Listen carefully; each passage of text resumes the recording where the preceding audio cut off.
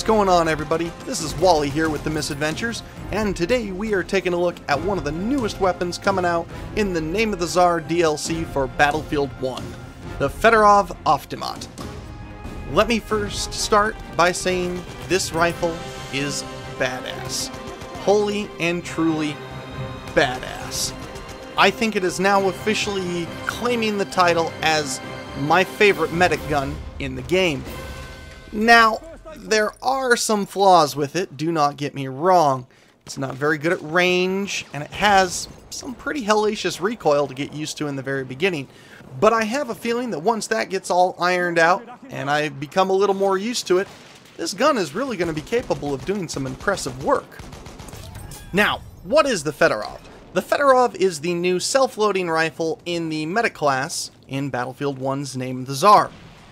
It's pretty easy to unlock, and there are two variants. It's going to come in trench and optical. In order to earn the trench variant, you're going to have to perform 40 kills with the ㅤㅤㅤㅤ trench and perform 40 squad heals. Pretty easy, depending upon what match you get sorted into, you even could possibly knock that out in a single game. For the optical variant, you're going to have to perform 50 kills with the Slebstalatter 1916 optical and 20 kills with the C96 pistol. A little more challenging because you got to do a little bit more killing. This one might take you a match or two if you're lucky. Big question though, is it worth it? I want you to look at the footage in the background here and understand I am nearly dead. But I somehow come out of this alive and intact. That is me having just killed 4 enemies, well, 3 enemies, 1/4 with a revive there, with 1 magazine, roughly, out of the Fedorov. That's not something a lot of the medic rifles can claim fame to. The Slebstalatter is one of the few, and it's a semi-automatic, so very often you have a little bit more trouble trying to use that one, especially with its slower rate of fire. So, the Fedorov definitely gets my thumbs up in is it worth it? Now, is it practical? This is largely going to depend upon the range of engagements that you have to face during your matches. Longer range, the damage falls off pretty quick, and you'll see here, I have a lot of trouble trying to take out this one particular sniper. With most of the other semi-automatic self-loading rifles, wouldn't have been much of an issue. But this one, I go through an entire magazine just trying to kill this guy, and at the very end, get myself killed.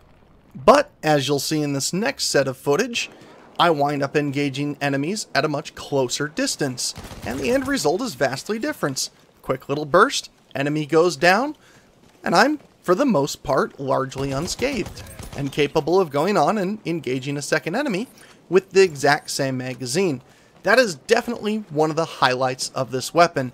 It has 26 rounds, which is a huge bonus anytime you have to go into close quarter combat. The rate of fire and the magazine size can very often determine the outcome of a conflict. Medics are also very often on the front lines, right in the thick of all the combat, because that's where your downed allies are, and it's your job to get them on their feet so that they can continue to fight. So, having a weapon that can take out multiple enemies with a single magazine is very beneficial.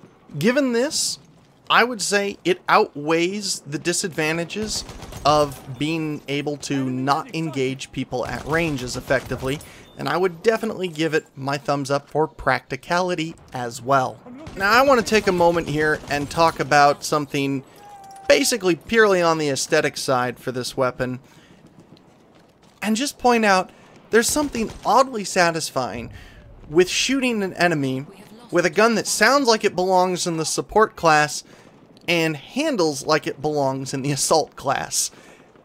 Being able to be a medic and get those two things, oh man, it's just a lot of fun to use. It really is. And the end result is just extremely satisfying. It makes me reminisce about the very first time I got my martini and I cracked off a round with it and just clocked a dude. Killed him, one hit. The boom, the sound, the overwhelming sense of power that the weapon gave me. It really is a lot like the martini in that way. High reward, but it does take some skill to be able to use. Now, as I'm still fairly new to the Fedorov, I'm going to go ahead and leave you guys with this much in the video, and just let you know that there will be a part 2 after I get about my 5th service star with that. Generally, it's once I hit about 5 service stars with a weapon I feel that I'm truly starting to get the mastery down for it.